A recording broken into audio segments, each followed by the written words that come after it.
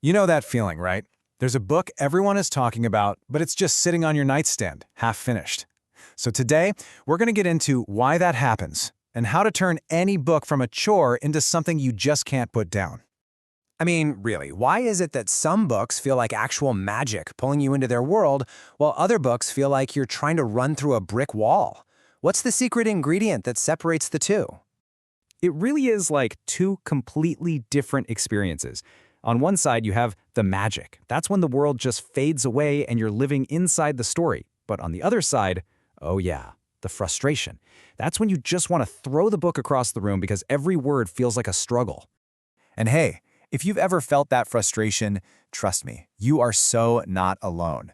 It's a totally universal feeling, and it usually pops up when a text is just tricky enough that your brain starts to check out. But what if I told you there's a simple shift in how you think that can push you through that wall and find the magic on the other side? The key is to stop just seeing the words on the page and to start reading actively. Now, this isn't some complicated technique.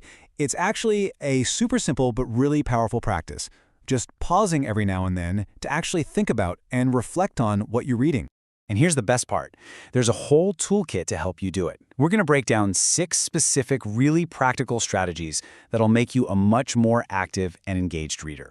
So here they are. Think of these as different ways to flex your brain while you read. Some are about looking ahead, like predicting what's coming next. Others are about looking inward, like connecting what you're reading to your own life. And some are about looking closer, like pausing to understand a tricky word or visualizing the scene. It's like a complete mental workout. Now, don't let the list overwhelm you. This quote right here reveals the simple secret that ties it all together. The one thing you have to do is this. From time to time, just pause and think.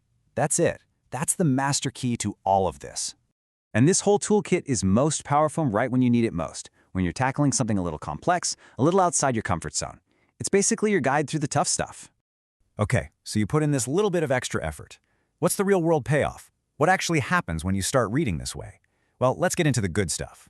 For one thing, stories just come alive in a whole new way. You'll find yourself having a much more intense reading experience, really feeling what the characters are going through. You don't just read the book, you kind of live it. And hey, this isn't just for novels.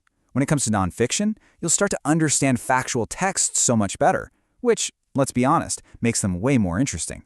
Suddenly, those complicated topics start to click. And maybe most importantly, you'll become a more critical reader.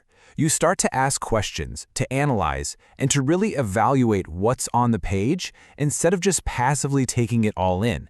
And that is a huge skill to have. And here's why that skill is so vital. It's what allows you to really participate in discussions, to tell the difference between an opinion and a fact, and to keep up with what's going on in the world. It's about being an active part of society, not just a spectator. But wait, we can take this one step further, because this isn't just a skill for reading books. It's really a skill for navigating our entire modern world of information. I love this quote from the source material because it kind of flips the whole script on us. Reading? This doesn't just concern reading. So if it's not just about reading, what else is it for? And the answer is actually really simple. You can use these exact same strategies when you listen.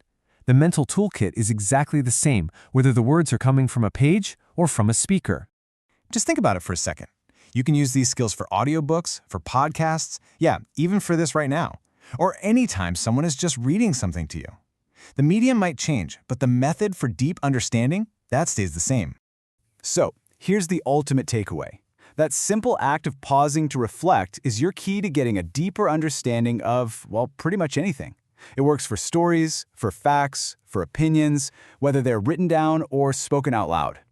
And that leaves us with one final thought. With this powerful toolkit for active engagement, you're ready to dive deeper into any topic, any story, any conversation. So the only real question left is, what world will you actively explore next?